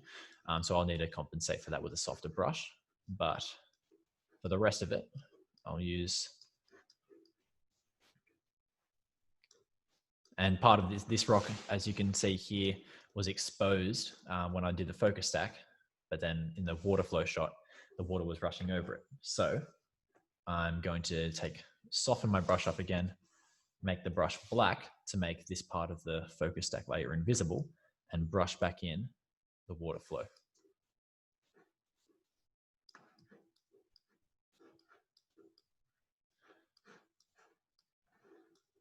You see there, I'm just gently brushing back in that water flow of the edges to make it look nice and natural. Now I'm going to switch back to white, harder brush. Let me see, is that in focus? Yep, that's nice and focused. And I want to use now, so that was my frame for the immediate foreground. Now, once I want to blend in the focus stack for these background rocks, I'll now make this layer visible. You can see how much sharper that is. I'm not sure actually, well, I'm not sure if you can because of the compression that Zoom has, but it's a lot sharper in this frame on these rocks. So I'm going to, again, apply a black layer mask to that layer, get my brush, and just start brushing that in. And I'm not going to go crazy specific in this because to save time. But yeah, so now that whole image is now roughly in focus. Now there's slight, I'm going to need to crop in because some parts of the photo were uneven. And so the camera shoots in a 3:2 ratio. So I'm just using a 3:2 ratio, zoomed very far in so I can get exactly on the edge. Actually, I'm going to need to go further in from the edge there. Make sure it's all good at the top. So going down from the top, and the sides need a bit as well. Cool, all done. Hit enter, and that's cropped. And that blend is completely done now. So that's both a focus stack and an exposure blend. Now to merge these into one layer, I'm going to hit Command Shift Alt E. I'm not sure. I think it'd be Control Shift Alt E on a PC computer. And what I'm going to start off with, just make sure I'm making the right steps here. All right. So what I'm going to start off with is what is called a vignette. So a vignette is darkening the edges of the frame to draw the eye in more to the center, because you don't want your eye, the eye just directing off to the edge. You want the eye to be directed through to the middle of the photo. So I'm going to use a normal layer. Whoops, already made one, which I just created by hitting Command Shift N. And that is on the normal blend mode. I'm going to use a black brush set to about 8% opacity. So very low opacity. Again, using a soft brush and larger sort of size. And I'm going to brush around the edges. So what you can see is that is darkening, kind of creating a false shade false shadow around the edges of the frame that is making those brighter areas of the frame less distracting by darkening them down. And you want to use the more brush strokes and a lower opacity so that you cannot see individual brush strokes, because otherwise, you know, it's very obvious that you've edited that in. You want it to be subtle. And I'm also, a bit more of a complicated thing in Photoshop is something called blend modes. So that was on the normal blend mode, and that is just, you know, a straight layer of paint. What I'm going to do this time though, to create a bit more contrast where I'm brushing, but also still darken it down, is go to the soft light blend mode. And so what this does is it doesn't mute it as much. It adds a tiny bit more contrast, but achieves kind of the same effect. I just don't want my vignette to be washing out those parts too much.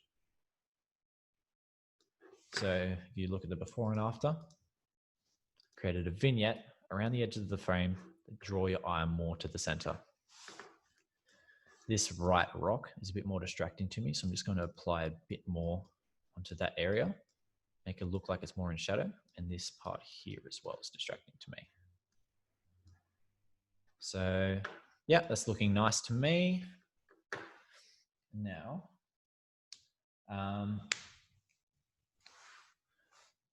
so I'm going to now introduce a bit of glow around the photo. So I'm going to use soft light again for that. And instead, so this is called dodging and burning. Dodging is creating bright areas, brightening the photo. Burning is darkening the photo.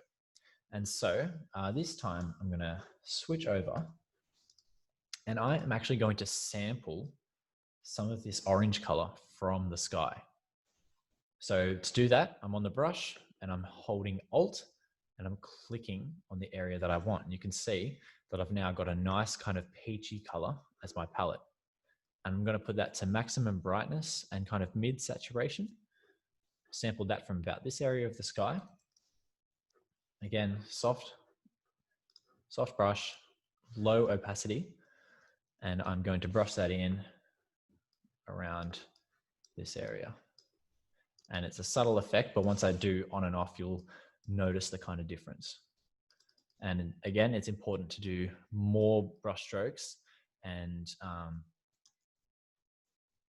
at that lower opacity, because then it is less obvious that you painted that in. So if I go before, after, it's introducing a bit of glow. Now, I really want to create the effect of intense sun coming over that headland. So what I'm going to do, this overlay is like a stronger version of soft light. It creates more contrast, even more contrast where you're brushing. So I am going to get the brush and I'm going to click, center my brush over the edge of that headland there and click a few times so that the sun is like, it's radiating out from just the edge of the frame, just out of sight. And that's, you can see how that's brightening up that area. And I want to create it slightly more intense at the edge. So I'm going to make my brush smaller and do a few more clicks. So you can see the difference that that's made. And finally, I want to just add a bit of white glow to show like real intensity glow in the glow. So I'm going to switch over to linear dodge. I don't use this one very much. It's really just to create the effect of intense sunlight. I'm just going to click once. You can just see that's added a slight, like a much paler sort of glow there. And it's created that effect of kind of intensity. So if I group those together, so that's dodging, that's burning. We've zoom back out again. We've dodged the edges of the frame and we've added burning to that area there, to that glow. Now, a way of more naturally enhancing the light that I'm going to do on top of what I've already done is using the channel masks.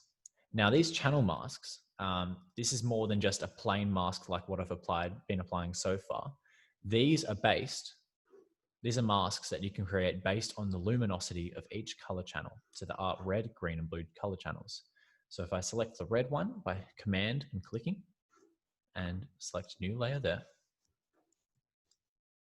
select that and apply it to this new layer here, it now has a mask where if I brush into it, only the bright areas of red in the frame, according to this grayscale map here of it, it'll show up.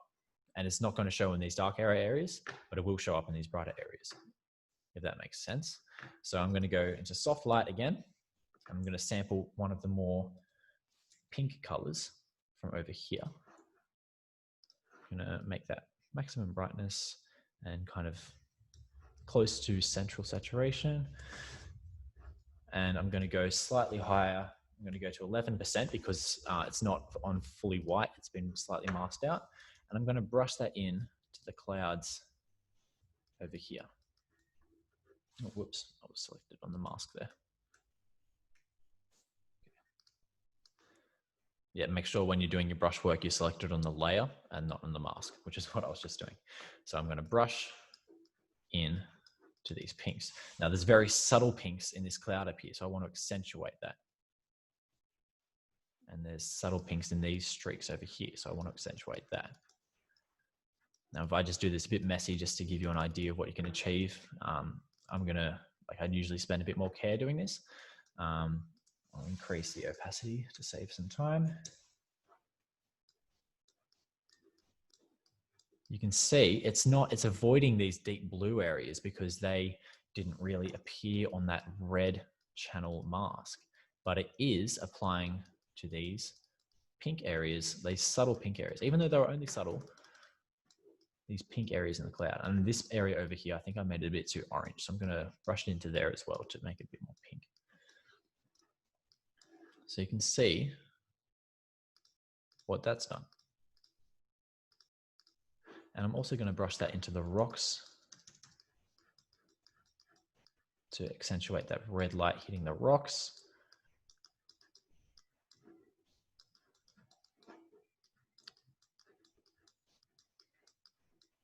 That's looking nice to me.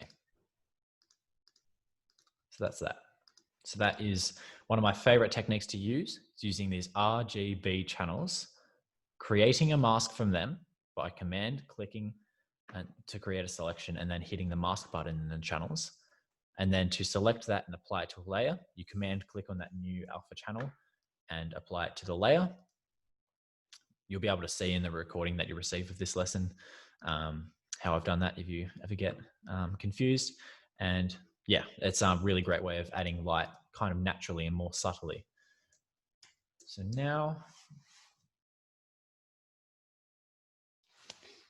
so what I'm seeing is that, so a great thing to enhance the effect of depth is to have more dark blacks in your immediate foreground and lighter blacks in your background.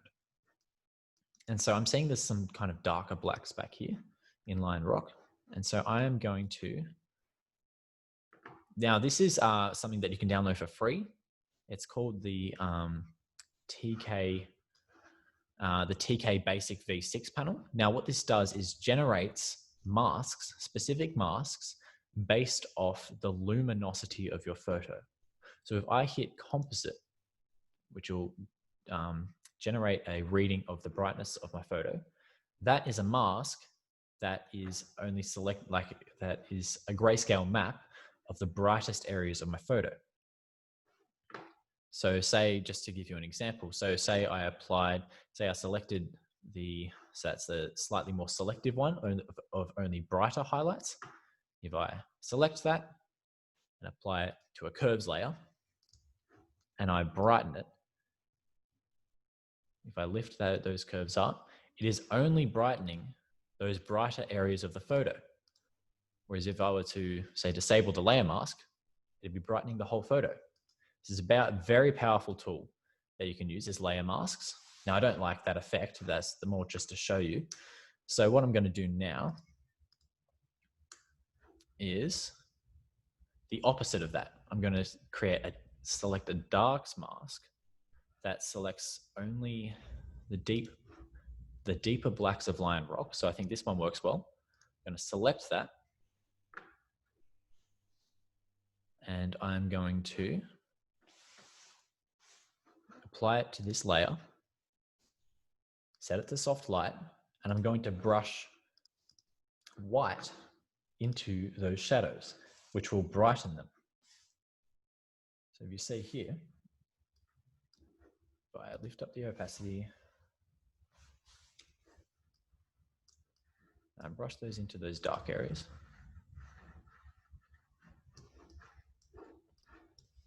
It's a bit too much there. Just want to do it subtle changes.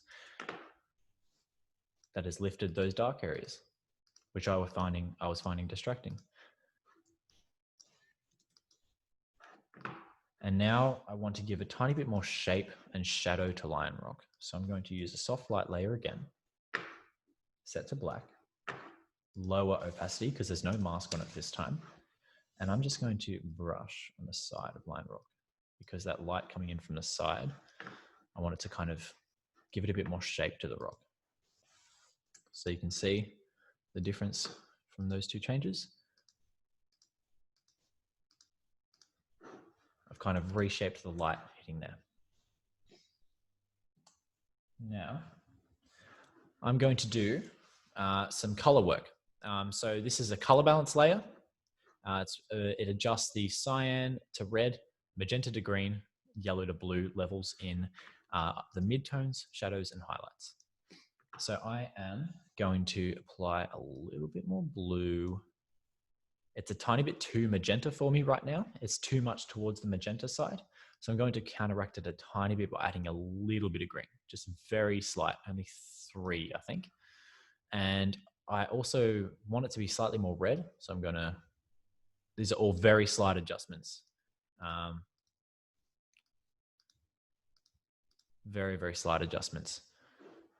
And I'm actually going to mark, so this already has a mask on it. It made the highlights over here on the left a bit, they lost some of their intensity. So I've got the black mask, a black brush on at 50% opacity. I'm actually just going to brush it out of that area because I want that to still be nice and pink and orange. And it's a hard change to see over Zoom. It's very subtle. But yeah, it's just very fine tuning the colors and something that you can spend a lot of time on really, trying to nail those colors. And now I'm going to do something a bit more technical here to adhere to the color harmony that I'm trying to go for. As we said before, I want orange to pink in the warmer sections and blue. So we've got that blue and we've got orange and pink all throughout here. But down in this rock at the bottom, it is very yellow. It's almost tinting on green. I think that's part of the moss that was hitting it. It might have been because I shot it slightly after the pink light had come, but it's a bit too outside that color harmony. So what I'm going to do is go to the yellow. So I've created a new selective color adjustment layer. If you're wondering how I'm creating these adjustment layers, you can go to Adjustments tab. I think if you can also go Layer, New Adjustment Layer, Selective Color. And I'm going to the yellows and I'm going to shift them towards magenta. And I'm also going to slightly shift it away from cyan towards red. And then, because I only want to apply it to that yellow, to that rock in the foreground, I'm going to invert the mask that was applied to it by hitting Command and I, taking my brush, putting it to a 100% opacity, white brush to brush it in over the black mask. There you go. I might strengthen that adjustment even more.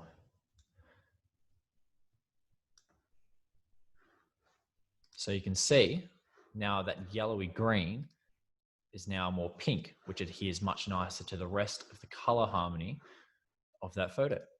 And so it's now much more cohesive. We're getting close to finishing. I'm going to do, now this next effect, this is called the Autumn effect.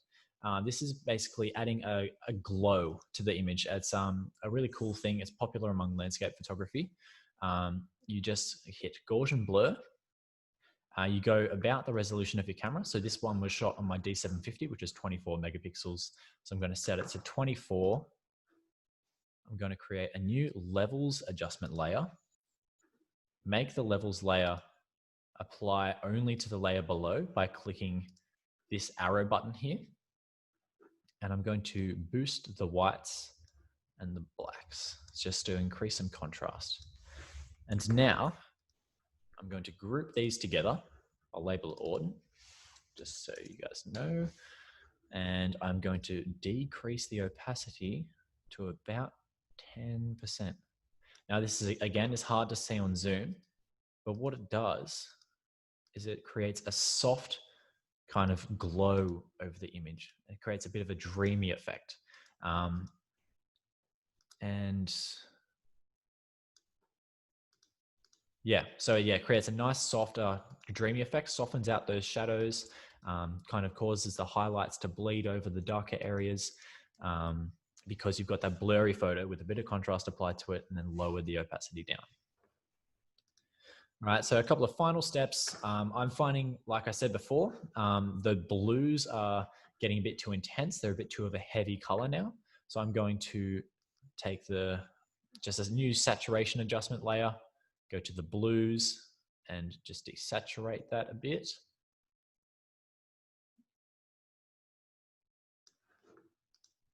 And I'm liking that. And there's also a patch over here where the sky is a lot more cyan or teal than the rest of the more midnight blue sky. So I'm going to create a new hue adjustment layer. Actually, no, sorry, not hue. No, not hue. I want selective color. I'm going to go to the blues, the cyans, and I'm going to shift it towards magenta and away from cyan. And then I'm gonna, because I don't want that to apply to the whole photo, I only want it to apply to that patch of sky. So I'll invert the mask it's on. The brush is at opacity 100%, and I'm gonna brush it just in over that patch. So you can see that has now fixed that inconsistency in the blue color. And while that teal is a nice color, it doesn't work with the color harmony that we're going for. And so it's distracting and it ruins the cohesiveness of the photo. Now, I'm actually quite happy with that finished result. And that's quite close to my original edit. So it gives you a good kind of idea.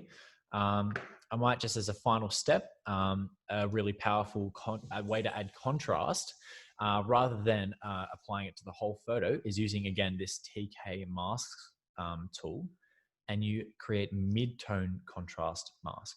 So what mid-tone contrast is it creates a mask that only reveals the mid-tones. It excludes, so you can see these black areas here, those are the bright highlights in the sky, and these black areas here are the dark shadows. So you're not going to apply contrast to the parts that don't need any contrast. You're only going to be applying it to the areas, the mid-tones. And so I'm going to select that. Oops.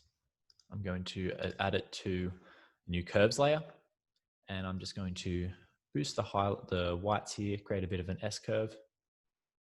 And that's created some nice contrast without blowing out these white and without darkening these blacks further. So that's about it. I'll show you so we've got the raw blend after our camera raw adjustments. We've got our focus stack, we've got vignetting using both soft light and normal layer blend modes. We've got dodging over there. We've got dodging with a mask on from the reds channel. We've got balancing out the darks over in Lion Rock. We've got some color balance with slightly shifting the tones of the image. We fixed up the yellows in this foreground rock, applied the glowing autumn effect. We desaturated the blues because they were becoming too overpowering. We fixed that cyan patch in the sky. We've applied mid-tone contrast that nicely accentuates the contrast without blowing anything out. And that's about it. We'll finish it up there. Alrighty, I'm going to stop share and go back over to the slides. Cool.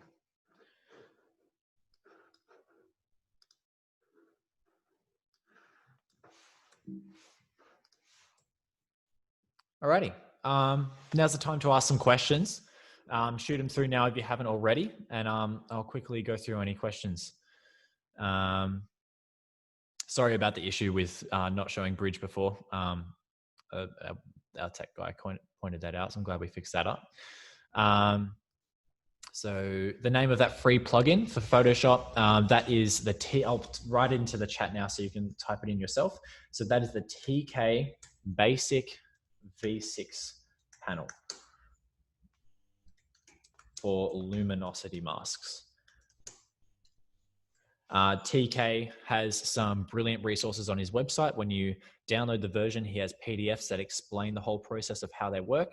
I highly recommend looking into it. It's a lot. It's a, oops, I only sent it privately. I'll send that to everyone. Send to everyone.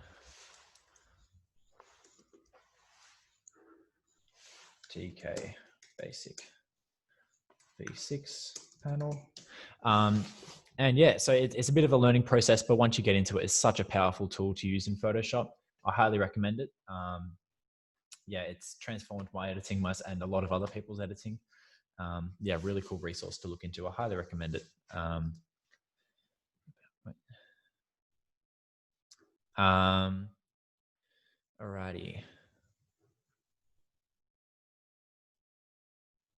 Heading down to Bermagui in a few weeks, Vivienne. Awesome. It's a great location. Have fun there. Who was referenced for the resources and color theory? Yes. So that was Ted Gore. I'll type his name into the chat as well. He has a fantastic article on color theory. There's many other forms of color theory. There's monochromatic. There's the triad. There's a whole lot of other ones. He's I believe, as well as being a full-time photographer for a few years, he is also I think a 3D motion designer or something like that. So he knows his stuff, and it's a great resource for you to look into that a bit more. Highly recommend it, giving a read. I can't give you guys all the information that there can be just in this small kind of tutorial, but yeah, definitely read into that in your own time. If no one else has any questions, feel free to put a hand up or something. Type it in while you can.